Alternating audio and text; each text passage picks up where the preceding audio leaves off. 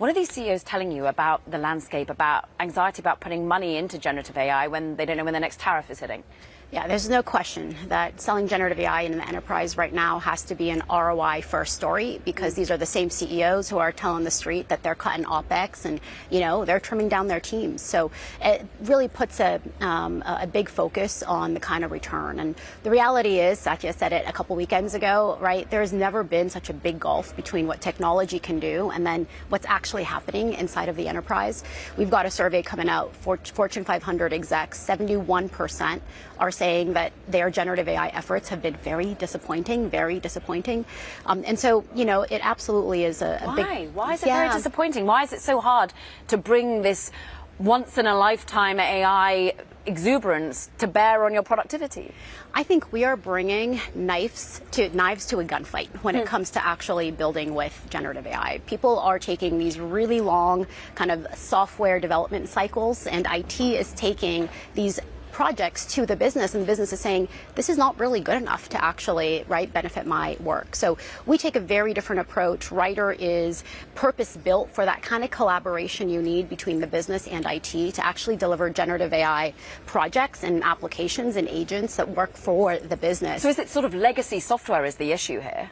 So it's the legacy tooling of building these products, and so the LLMs are very, very powerful, but you need to wrap it with data, with workflow, with know-how, and that's just not happening right now in most IT departments in the enterprise. So help measure your success. How are you articulating to those you're going out and pitching and saying you will get ROI with us? It's a very solution-oriented approach. So, we're not talking about, hey, buy a full stack platform, buy our amazing LLMs, look at us, how great we are. We're talking about actual end user productivity and end user use cases. So it's very solution-oriented.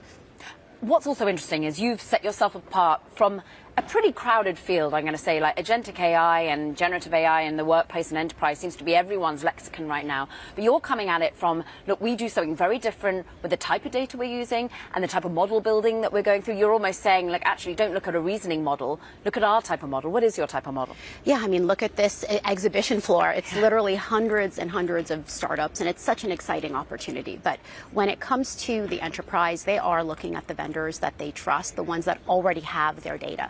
But yesterday I was with a CIO of a Fortune 500 company where to hire an employee, they need to touch 100 systems. Only 10, 15 of them might be a ServiceNow application, right? So we kind of see ourselves as that Switzerland that ties together a lot of disparate systems when it comes to building these agentic applications. And it really is that bringing together structured and unstructured data together to build the tooling. But when we heard Jensen Huang come out with his latest earnings, he tried to paint the vision of a new scaling law that's here because of reasoning models. But you're actually taking issue with reasoning models in the generative AI application right now. You think that self-evolving models is where we should go. Can you articulate what that is? Yeah, I love Jensen, and he just wants more tokens, right? And he's absolutely right in the spirit of what he's saying, which is the revolution is just getting started, right? The vast majority of enterprises are still not benefiting from AI. So imagine what's going to happen once they do, right? When it comes to the actual LLMs, right, what we're saying is the path to superintelligence is through self-evolving models that can update their training data in real time in response to making a mistake and then getting nudged by a user, you didn't get our process right? If we need to go out and retrain or fine-tune or rebuild a RAG pipeline every time a model is wrong, we are never going to get to the kind of superintelligence that's possible. What about the talent that's needed? At the moment, we've got a new administration that seems to be cutting funding for science in the United States, for universities and next level education. Is that something that worries you, or is talent still rich for you? Talent is a struggle no matter, what the political environment. We just opened up our London and Singapore offices for exactly this reason, to be able to hire outside of the United States.